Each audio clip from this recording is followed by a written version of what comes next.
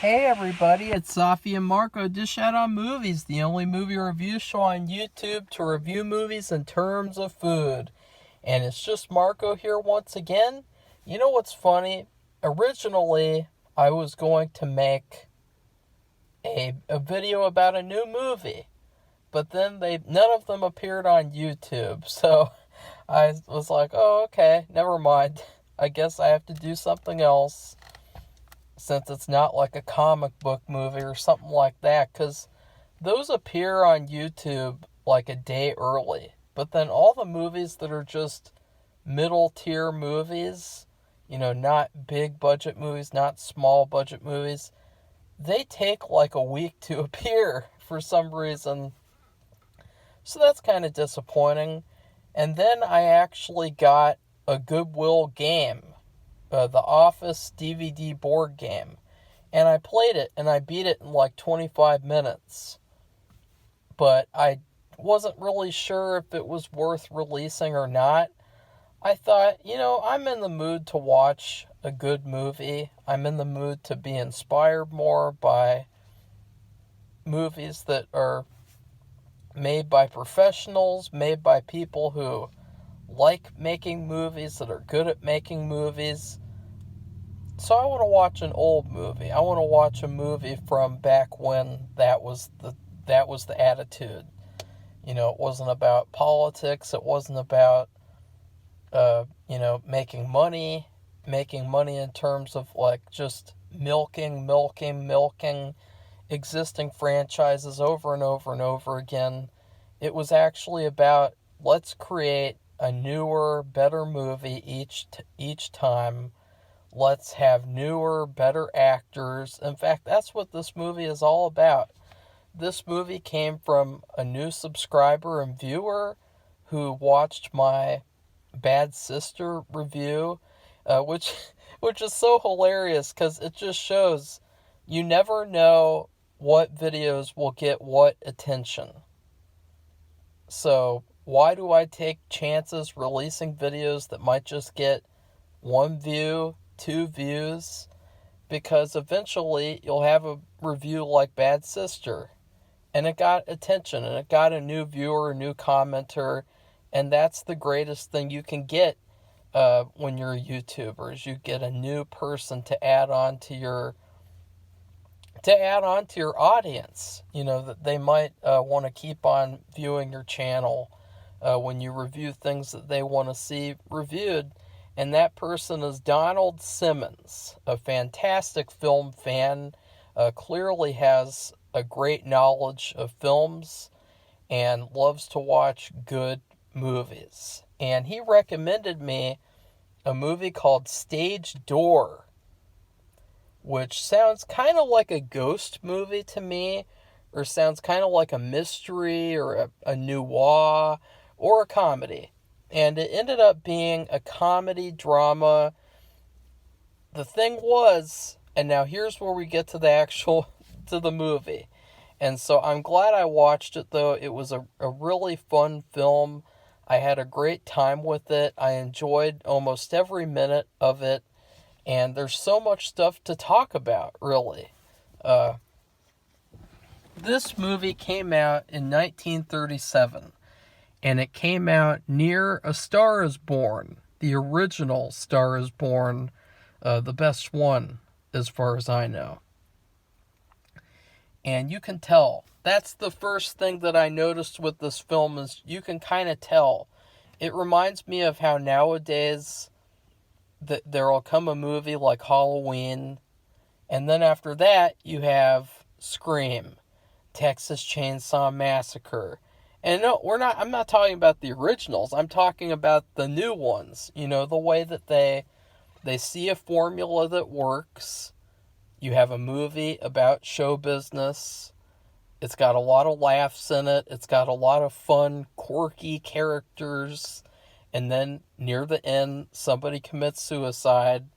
And then the main character has to rise above that and say, you know what? I'm stronger. I'm strong. And I'm going to power through it because this is my dream. And even though that person died and it's terrible, I'm still going to power ahead, because that's what they would want me to do.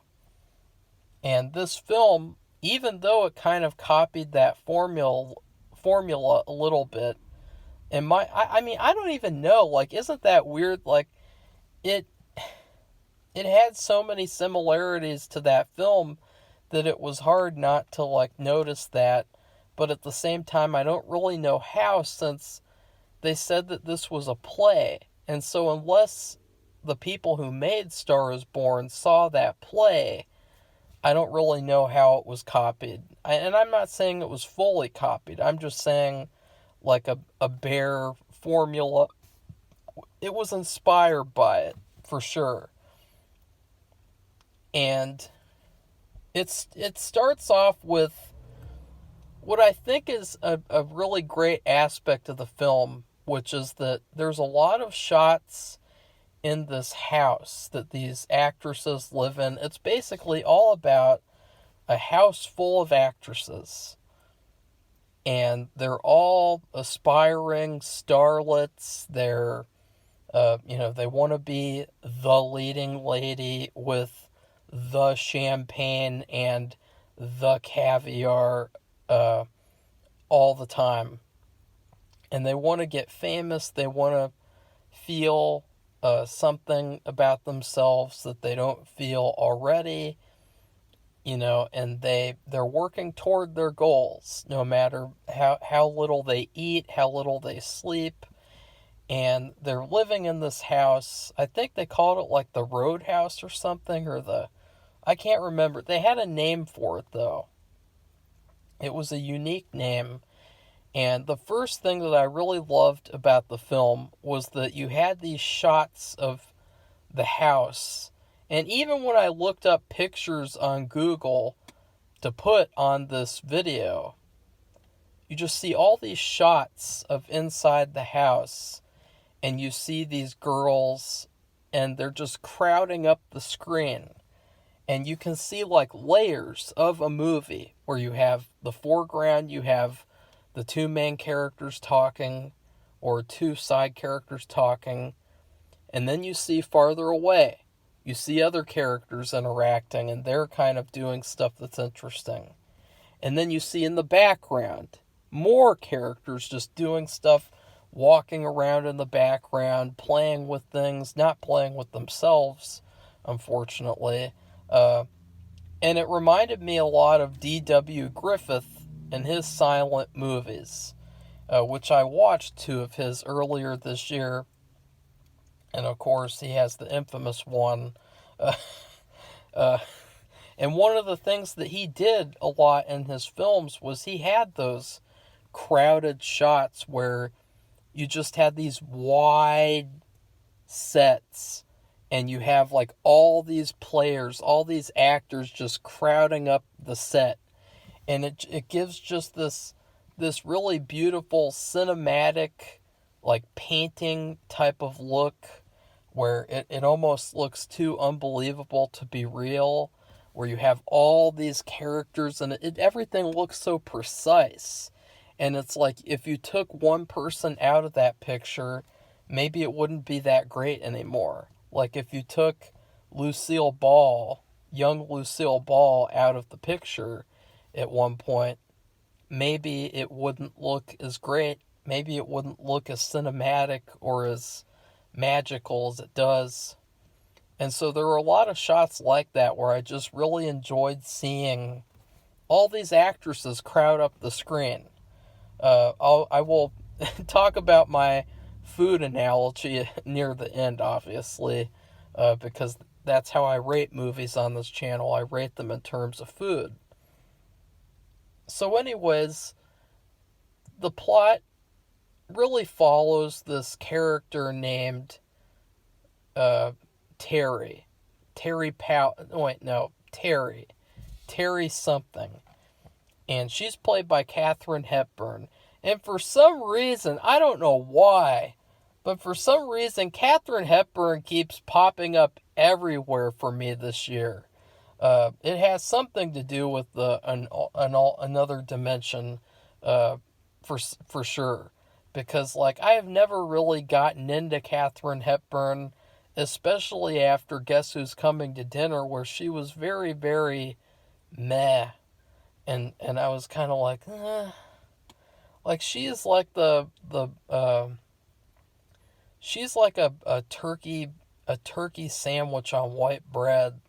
Like, she's just, like, kind of meh. But she's pretty good. I mean, you have to really watch her films. You can't just see one. You have to see quite a few to see how good of an actress she is to play all these different parts. And so I've never really seeked her out at all. But for some reason this year, I saw her autobiography pop up, her memoir, and it was like an audiobook, and she reads her own memoir herself. I haven't really listened to that yet, and I think I probably should, because it sounds really good from the first couple of minutes that I listened to. And then I also watched Summertime, which was a 1955 movie with her, because I'm currently making a movie that takes place in 1955. And I'm trying to watch movies of that year and see if I can sort of copy and emulate any, like, elements technique-wise, in terms of the making of the movies. And I saw her in that. That was a very meh movie, but she was really good in it. And then I was recommended this movie. So for some reason, like, Katherine Hepburn keeps on popping up all over the place. And this is definitely the best thing I've seen her in so far. Because I really did not like her character. I despised her character. But you were kind of supposed to. That was the complicated thing after watching it, thinking about that. I didn't really know if it was a win or a loss that I despised her character, because she's this rich girl. She doesn't want to be associated with that. She wants to make her own way as an actress. And so she moves to this place, and you could already kind of tell that something was weird about her, because she was saying, I want a room with a mini bar. I want this. I want that. Oh, aren't the luncheons free? Aren't they included with the money I pay for the room? And, all the people are looking at her like, God, this bitch is crazy. She's really naive. They all thought, ooh, she's one of those, like, girls who just think she's going to come here, get famous in 2 seconds. And what ends up happening is that her character kind of swindles her way into being in a play. And so it's kind of funny, because all the other actresses, they're trying to do it the real way. They're trying to audition, they're trying to, impress this talent manager, agent, whatever he is. They're really trying to make it the real way. And this biatch comes in, and she kind of does a couple of weird things that no other actress has done, and she gets in there in 2 seconds. After this, I think they said they've been working on this play for a year for casting it, which, it's all believable. I believe every single thing in this fucking movie. It's all real, for sure. And it is true, like, you see a lot of actors, because I've had to audition actors. I obviously, I'm making a low-budget film. I can't afford a casting director. That's just, nonsensical for my level. And you really get kind of like a similar vibe to a lot of them who audition, that is. And they do these auditions, and they all kind of sound the same. And they do the same things. They make the same mistakes, to the point of where you can kind of predict what they're going to do based on their personality through messaging you and discussing the role with you. And then when an actress comes in who does something different that stands out, that's the one you want to go with, because she's the one who it's like, okay, maybe she is a unique, she's the one, she's the diamond in the rough, she is the standout of these sort of similar, I don't know how to describe them, like, because they're not boring. Like, that's the sad thing, and the nice thing about this movie at the same time is that all of these actresses in this house deserved a chance. All of them. Not all of the actors I have auditioned, not all of them have really deserved a chance. I've seen some really bad auditions. And a lot of the times, too, they don't follow direction very well, which is another problem, since, why would you want to hire an actor who can't follow direction? That's just complete absurdity. And in fact, I have to make my decision tomorrow, by the end of the day tomorrow. So this was a very relevant film for me to watch right before I did that.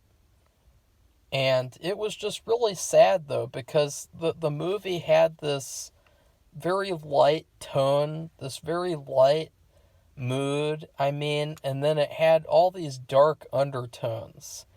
And the main dark undertone was that all of these people deserved a chance.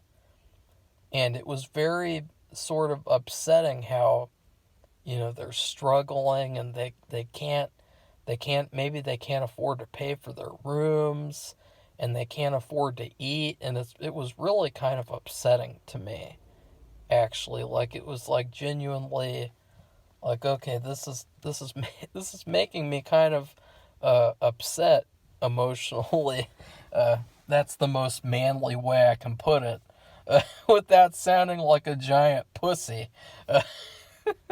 So you have this character, and she just gets in there in 2 seconds, and she's the typical character who, she does something different than the others. She gets into that position, and it's kind of like, oh, why did she get the opportunity, out of all of us? And the stuff that she does, I really didn't like it. I really didn't like the second thing that she did, because it kind of felt like out of all the things, too, because then they show her and her father later on in the film, and her dad doesn't believe in her, and so that kind of gives you a little sympathy for her. He says, I'm not going to support your dream. I'm not going to support your fad anymore. You will either come home and you will marry a nice guy, or you will be on your own, biatch. And even though he invests like a big chunk of change into the play in order for her to be cast, that was another issue, was they didn't really bring that up until after she was cast, and they were showing rehearsals. So I didn't even know that until they were doing rehearsals. And so that was another sort of problem, was it felt like they held that information back so that she would seem more likable, and so that she would seem more like another genuine actress who wants to do the work and get good. And when she was talking with her dad, he's a millionaire. He's the wheat king. So, he doesn't have any, he takes a lot of fiber. He never has any constipation. So all I could think was, why didn't she go to him and just say, hey, Daddy, if I stay home with you, will you give me $100,000 so that I can make a movie? I really want to make a movie and put a movie in theaters. I think that would be really fun for me to do.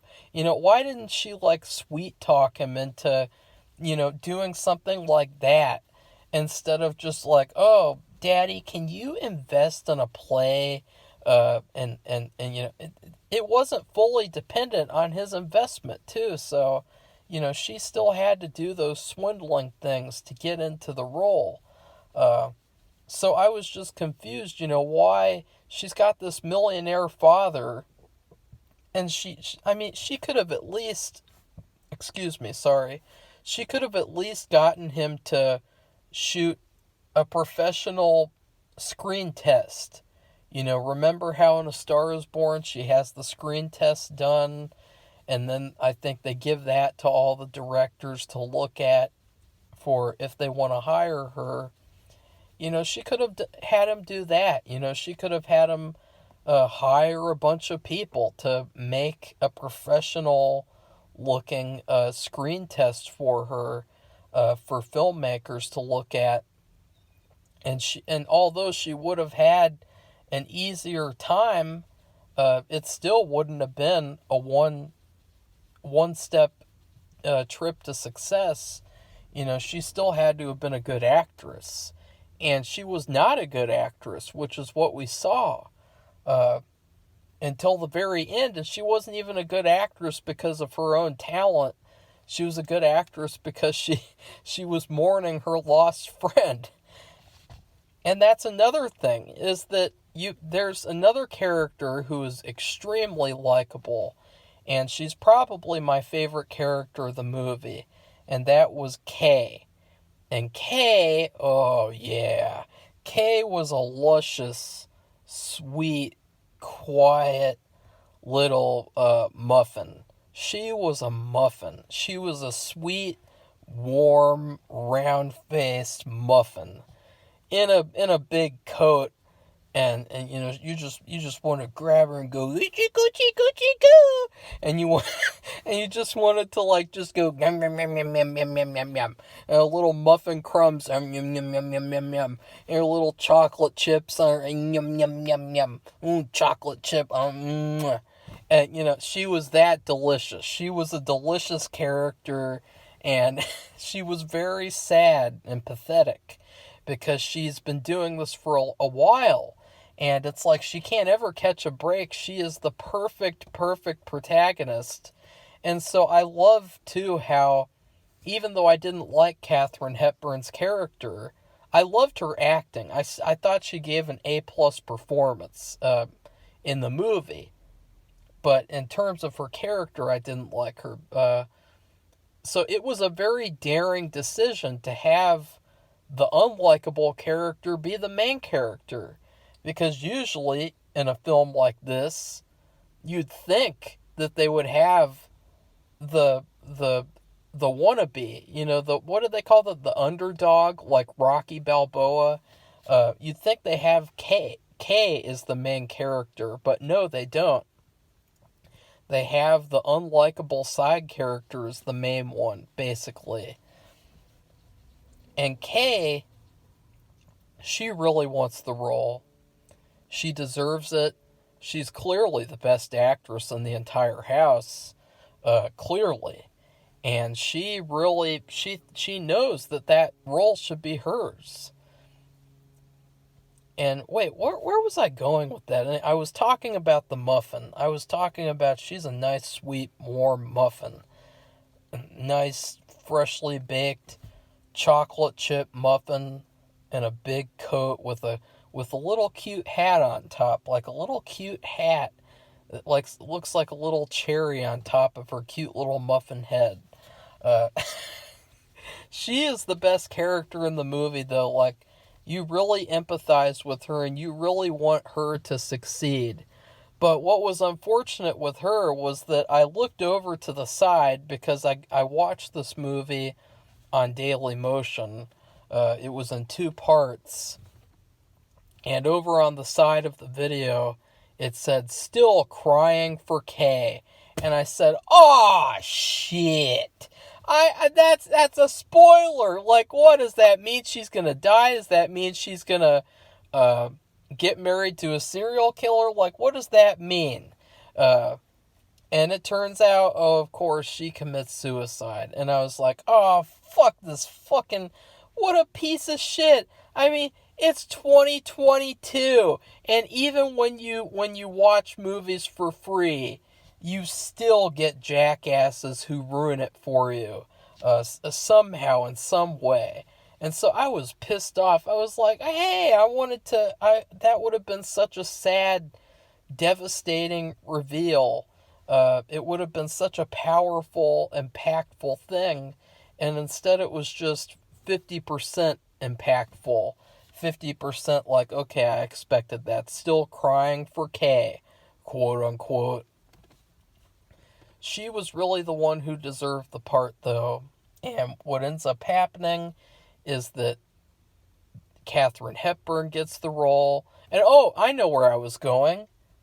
Why didn't Katherine Hepburn help her? She could have swindled her into the role instead of herself.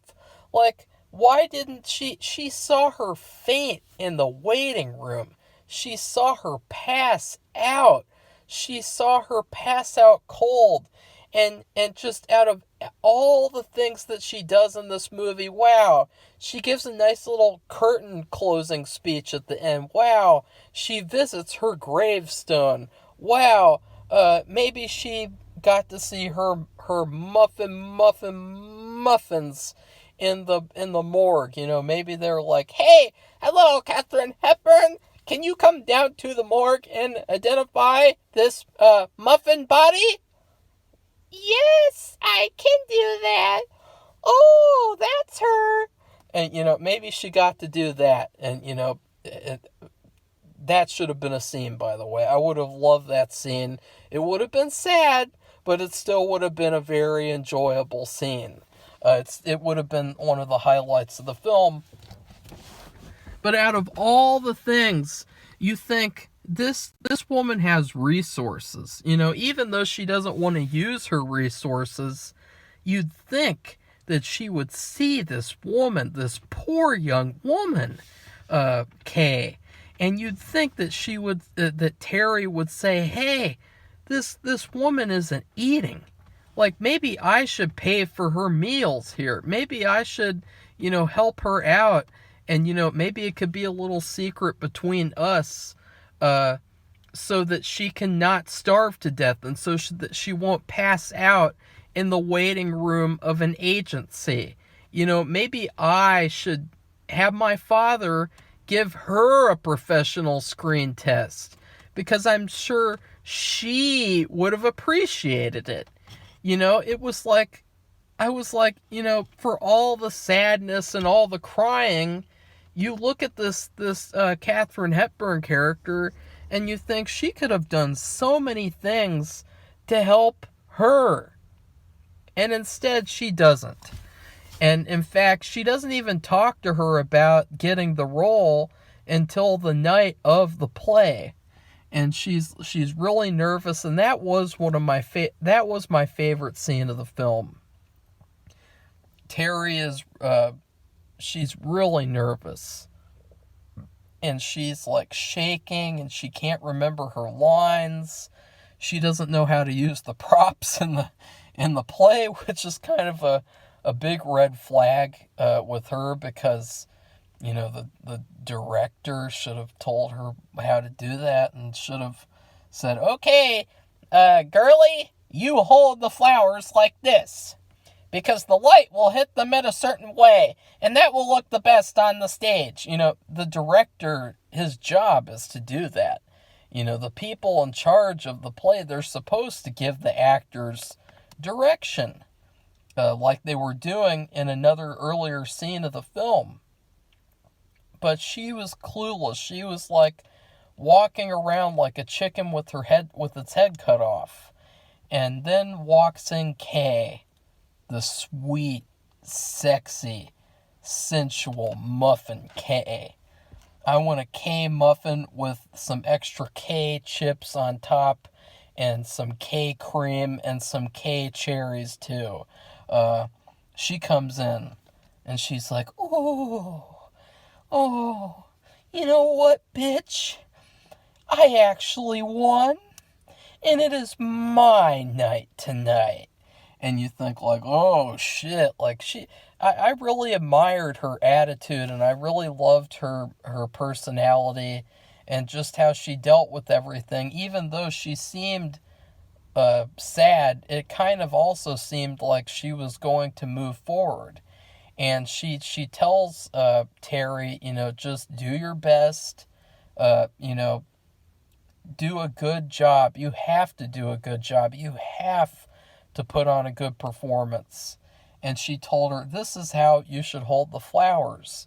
Hold it like you're cradling a baby. And I thought, like, God, this is such a sad moment. Like, you think about, like, she really deserved the role. And you see this biatch, this Katherine Hepburn character, the main character, and she's gonna get it. And it's like, God, this is so upsetting.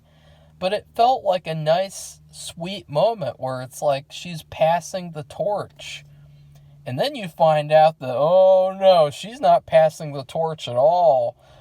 She's passing the ghost, because she kills herself.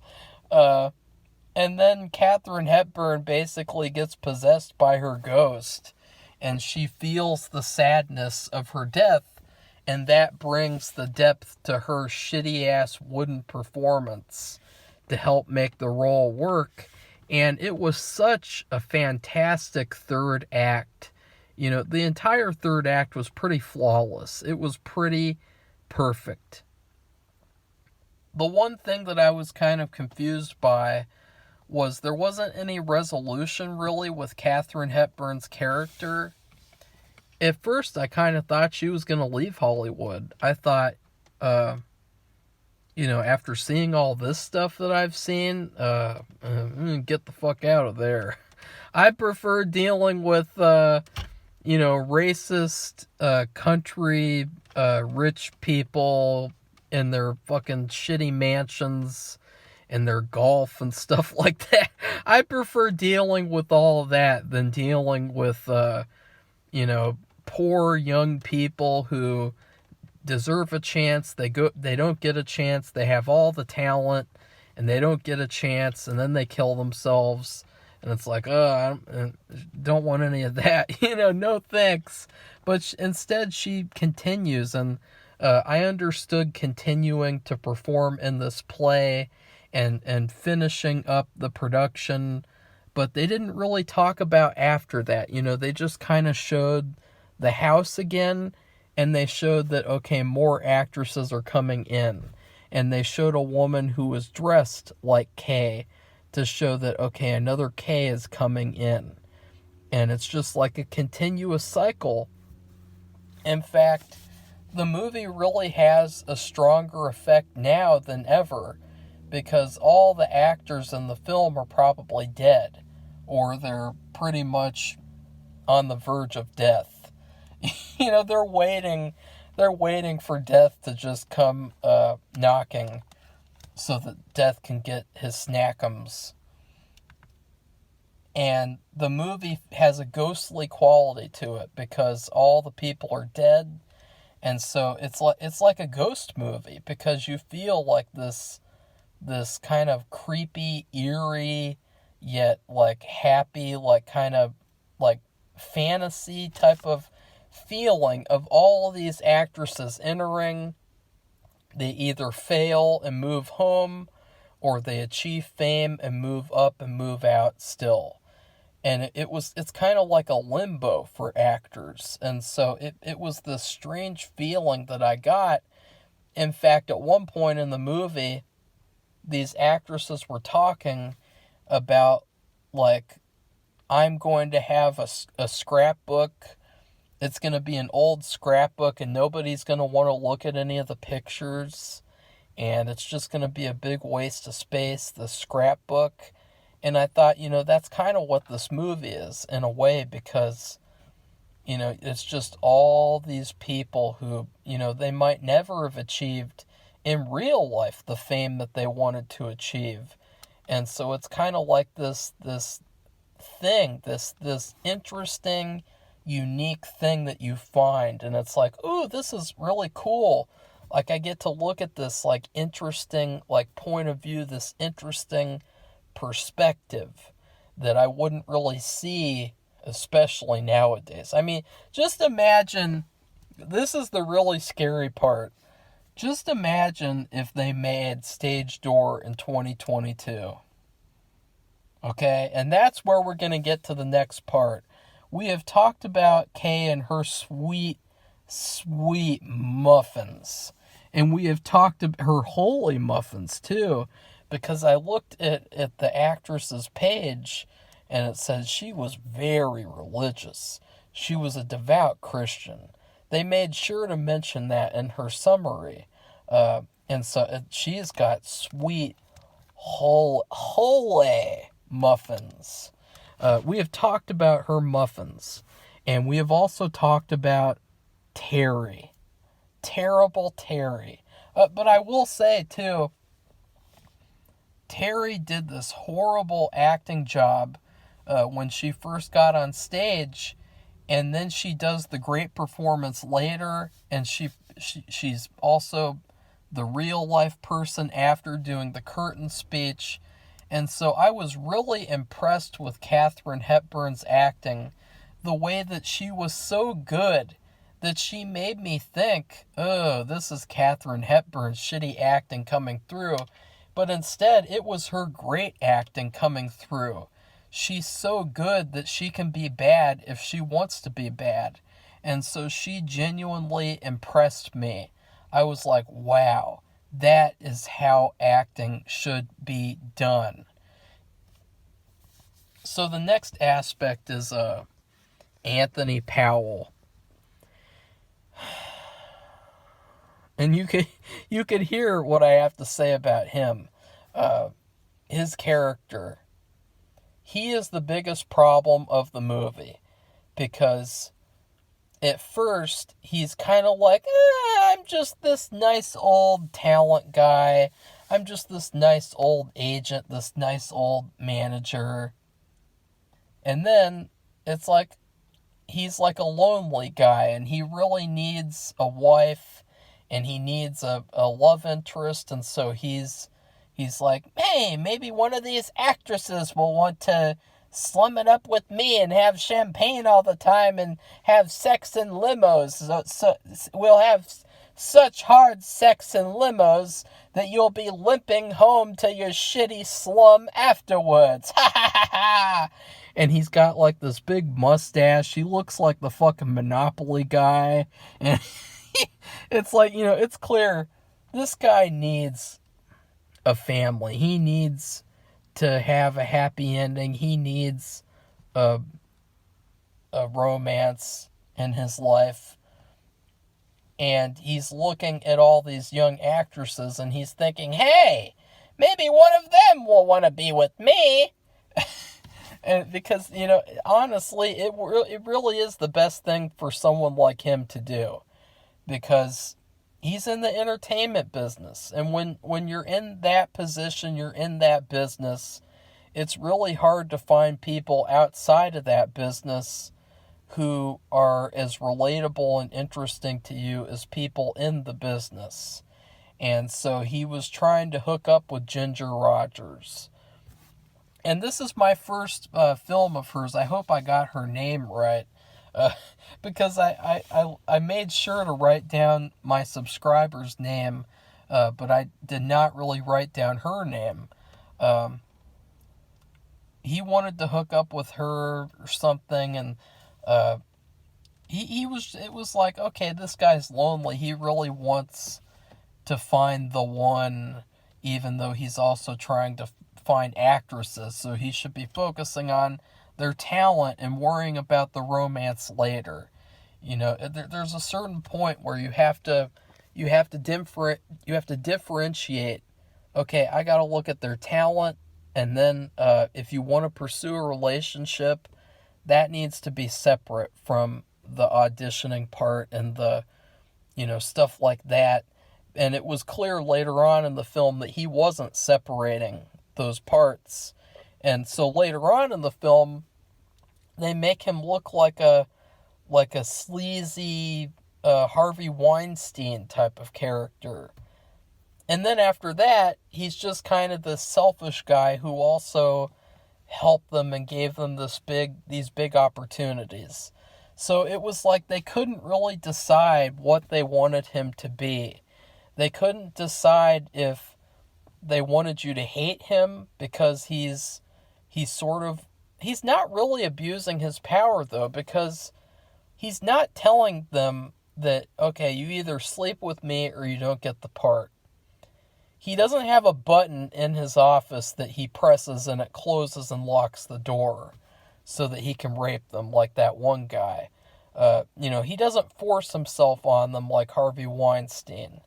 He just basically seduces them in this really kind of queer way where he buys them roses and then he tells them the story of Pygmalion. And that was the funniest part of the movie for me, was when he was telling Ginger Rogers the story of Pygmalion. And she's like, why didn't he marry her? And then Anthony's like, because she's just a statue. God, she's just a statue. Like, why do you want to marry a statue? And it had kind of a creepy undertone to it, because you think about, he's comparing these actresses to statues. And you just think about, like, ooh, God, like, is this implying that he likes to wait for these actresses to pass out and where they're not moving or anything, like statues, so that he can rape them? Like, is that what it's implying? Like, that part was kind of like, ugh. But it was really funny, though. Like, she's like, why would he do it? Why would he marry her? Because she's just a statue. He's like, you just go sleep it off and talk to my lawyers in the morning. You guys can sort it out. That whole sequence was hilarious. And so that they really couldn't decide, though. Like, they couldn't decide if they wanted you to like him or hate him. And so as a result, he was a very weird character. And I didn't really know what to think of him. I thought, like, he's sleazy. But then again, he's got the chance to sleep with Ginger Rogers. I mean, I'm sorry, but if you had the chance to sleep with Ginger Rogers, wouldn't you take it? I mean, it's kind of like a no-brainer. It's like, why the fuck wouldn't I do that? Like, why wouldn't I want to not even sleep with her, but just have a romance with one of the most beautiful actresses ever to exist in Hollywood? A person who, she steps off screen and she's just a blonde woman. But she steps onto screen and she's like a goddess. And she's like an inhuman, a figure of beauty.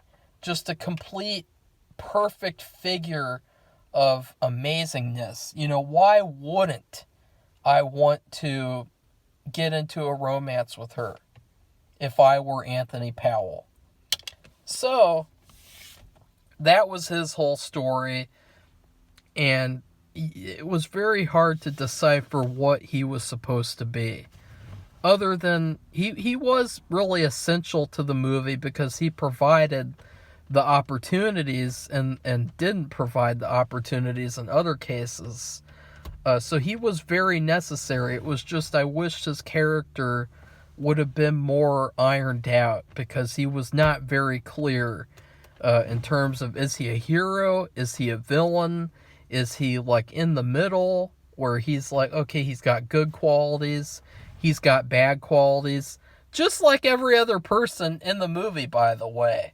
Like, every person in the movie has bad qualities to them. Like, like Kay. Like, they were talking about Kay at the end of the movie. This one casting director or agent, he said, last year, a girl auditioned for me. She had a strange quality to her that I saw on stage tonight. Her name was Kay. And it's like, okay, like, see, that's an indicator that she could have achieved fame if she had not killed herself and if she had just stayed strong. But that hurt was so strong that it overpowered her and she just ended it all. So there was that was a very sad thing too, and it was like, oh shit, that was cool that they followed that up, because you wondered, is she really, really good, or is she just someone who's really naive, who thinks that she's really, really good? And that reveal clearly made you aware she was very, very good. So anyways, Anthony's character, if they made a 2022 Stage Door, let's just cast the whole movie. They would have a fucking shitty-ass Zendaya playing Terry. They would have Florence Pugh playing some character. What are some other shitty, overrated actresses nowadays? Fucking Jennifer Lawrence. Fucking, what are some other bad actresses? What was that one who's like Irish and she's like got a weird face that looks like an insect? What was that one in the bird movie? I don't know. See, that the actresses nowadays are so shitty. They're so like just not magical in any way, shape, or form, because they're so demystified now. They're just so transparent to the point of where there's nothing interesting or mysterious about them as people. There is an actress or two nowadays that I think are good. One of them would probably be Ana de Armas. She's really proven to be a top quality actress, and she really reminds me of the actresses in this movie a little bit. And I know. Now, don't cringe too hard, but you know as well as I do, they would cast Millie Bobby Brown to play the role that Lucille Ball played.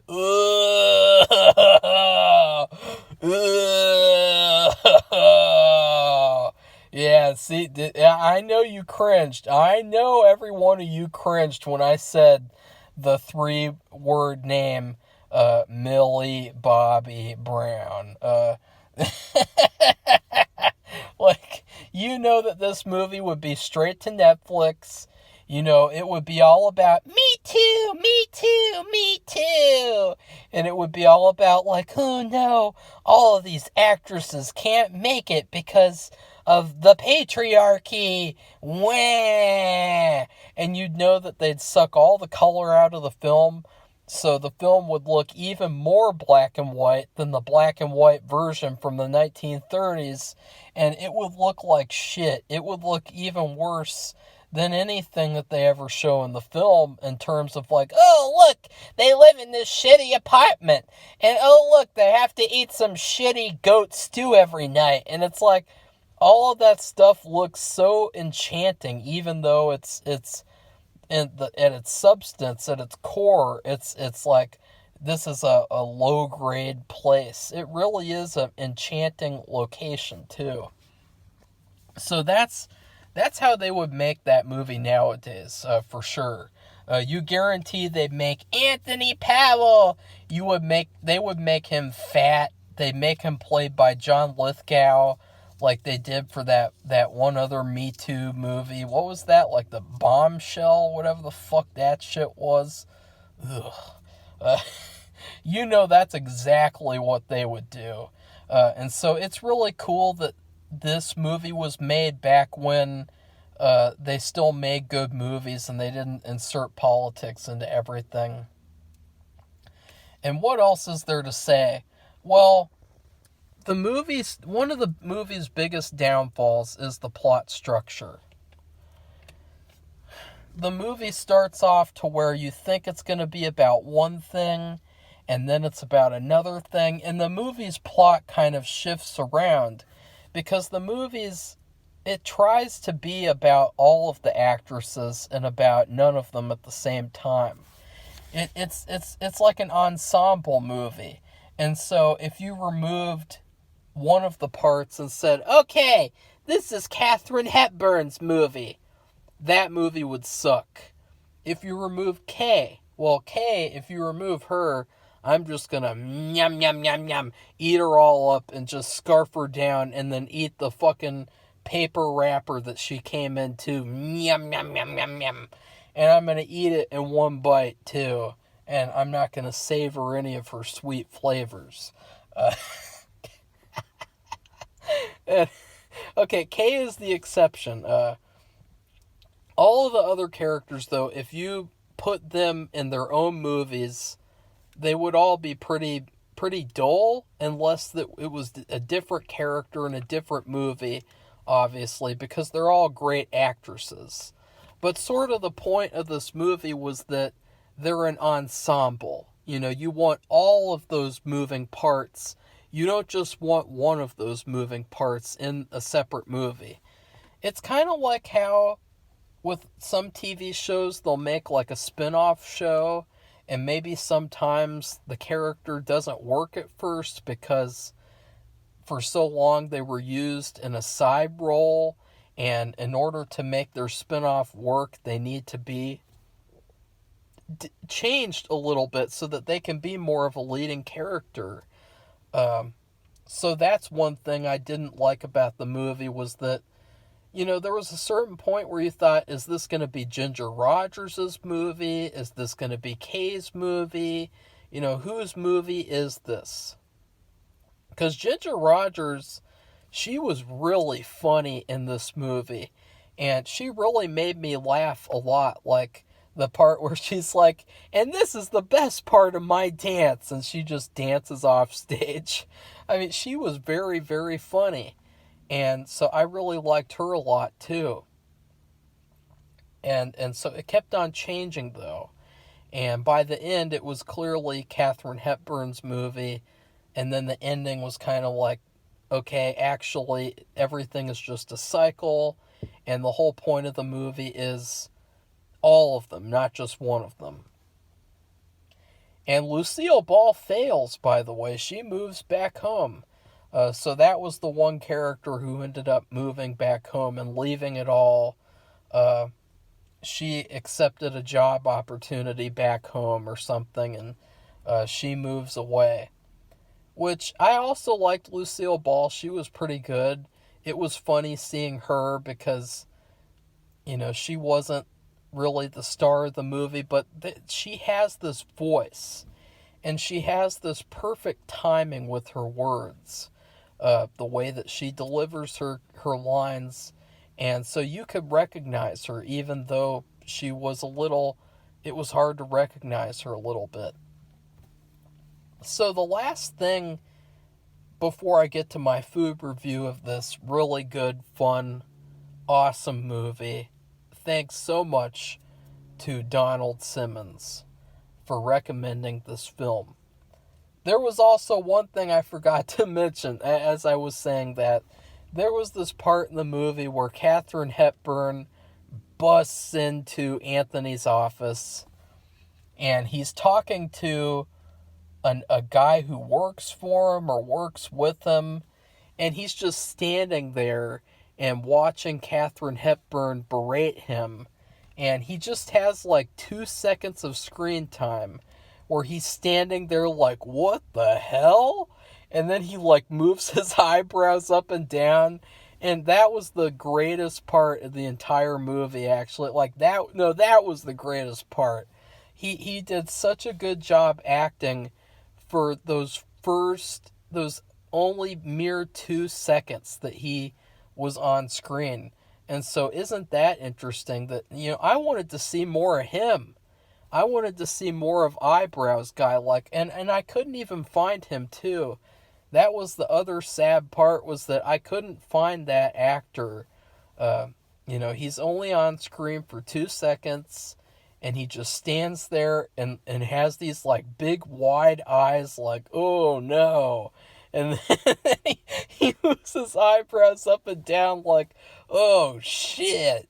And he was the best part of the movie. He was the best actor in the movie, I think. And so and that's another thing. That's another thing, is that you think about how people could abuse this movie's story and in terms of its meaning and say, this movie is a Me Too movie. But the thing is that, this is why political movies, this is why they're stupid. Partially why they're stupid is because you think about, you have this stupid Me Too stuff, but then they completely gloss over how you have another issue with this black guy who is working for Anthony, and he's hardly in the film at all, and his name isn't even on IMDb on the cast list. And you think about, what about that issue? What about that? You talk about one issue and 1,000 issues spring up. You want to talk about murder? Let's talk about rape. You want to talk about rape? Let's talk about arson. Let's talk about starting forest fires. You want to talk about that? You can talk about that too. So, for every issue, there's a new issue. And so the whole thing to call this like a Me Too movie is stupid. Because it's like, that's not what the movie's about. So I would clearly want to debunk that. Really, what I thought of this movie as was like an Illuminati movie. Like, this is basically, to me, like the first Illuminati movie, where you have this woman, and she's this very innocent woman, and she doesn't know what she's getting into, and you have this evil sort of casting director agent guy, and then you have this innocent sort of slaughter lamb that is going to be slaughtered in K. And she reminded me a lot of that shitty drug show that came out last year about heroin, or no, not heroin, the fentanyl, whatever that is, whatever that's called. In that show, they had this girl, and she was like just this sweet, innocent lesbian character who, oh no, she's so innocent, and then she gets killed. Oh no. And it's like the whole point of her character was that she dies and that it's sad. Wah, wah, wah. And this character was sort of similar, but it was like a dark thing where Katherine Hepburn wouldn't have done a good job if not for this innocent person dying. And so it kind of reminded me of like what they say about like Illuminati BS, like with all the actresses and actors, the way that, you have an actor who dies by quote-unquote suicide, like Whitney Houston. Well, she was a singer, but, she clearly was murdered. I mean, it's very, very creepy what happened with her. And, a lot of mysterious deaths like that in Hollywood. Like earlier on this year, I was reviewing Hell's House. And the main actor of that, he was driving in a car with this whole family, and the entire car flipped all over the place off the road, and he died, and the whole family died, and the only survivor was the other family's son. And just a lot of very creepy, mysterious deaths happen. And whenever you go to Hollywood, the only way you can get, this is true too, the only way you can get into Hollywood is having heartbreak happen, because at first you're just a normal everyday person, like Katherine Hepburn, but then something really bad has to happen, something really heartbreaking has to happen. And just for me, even with me, like, when I've been starting out, for the past 2 years now, I've had to see multiple people who I was in love with. I've had to see multiple people get married. And it's like, it's a horrible thing. But the thing is that heartbreak is going to add to my character as an actor when I make films, hopefully. Hopefully it's going to add that extra depth. And so it's really sad that, like, in order for you to have this, like, really nice Hollywood career, you have to go through this horrible pain and suffering.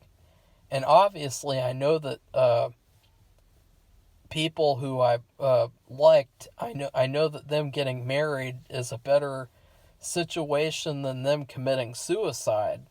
But still, it was a very hard thing to go through.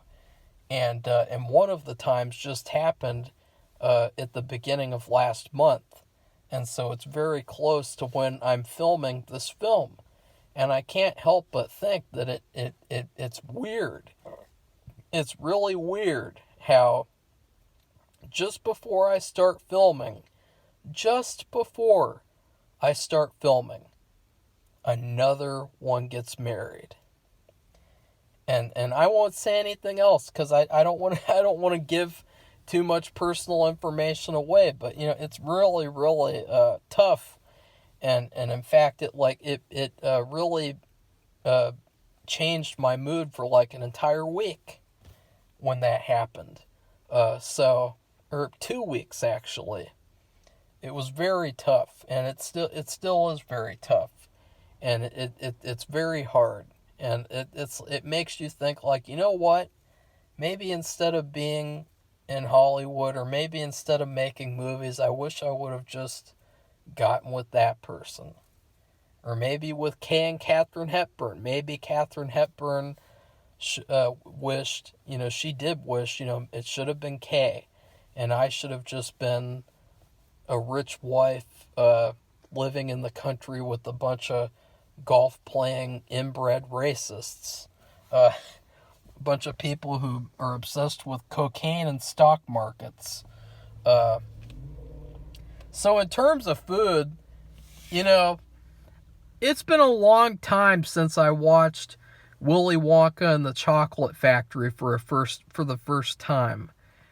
And this movie really, I touched a little bit on the sexual aspects in terms of Miss Muffins. Not the doctor from the Johnny Depp case, but she was also another Miss Muffins. But this woman, she's a whole other Miss Muffins. She's a Miss Chocolate Chip Muffins. But when I first watched the movie, I was kind of like, yeah. Okay, that just sounded gross. I did not mean it like that. I was just in awe, though. I was in awe of seeing all these amazingly talented, beautiful women on screen at the same time. It was like a giant eye orgasm. And it reminded me of watching Willy Wonka and the Chocolate Factory for the first time. So I am going to do a very unconventional rating, and I am going to rate this movie Willy Wonka's Entire Chocolate Factory, because once you see some chocolate snackums over there, you see a gigantic fucking lollipop over there. And once you see a giant lollipop over there, you see an edible teacup and plate over there. And it's like, yum, yum, yum, yum. I am just gonna Augustus Gloop the shit out of this fucking house of starving actresses. I mean, they might be starving on the inside, but they don't look starving on the outside, if you know what I mean. And, okay, that's enough of that, but you guys get it, like, this movie was an ensemble movie, and it really felt like you just have this giant array of different flavors to pick from, different people, different characters, all these different stories sort of together in one. That's the feeling you get from this movie. Wow, this was a long review, And this movie deserved it, actually. It deserved it way more than The Mummy did yesterday. But Safi's gonna be pissed. She's gonna be so pissed I gotta fucking upload all this shit and edit it. So anyways, please like this video and comment. Tell me what you thought of the movie. And then please subscribe to our channel. If you'd like to see more movie reviews and also my movie when it comes out. Goodbye, everybody. See you soon.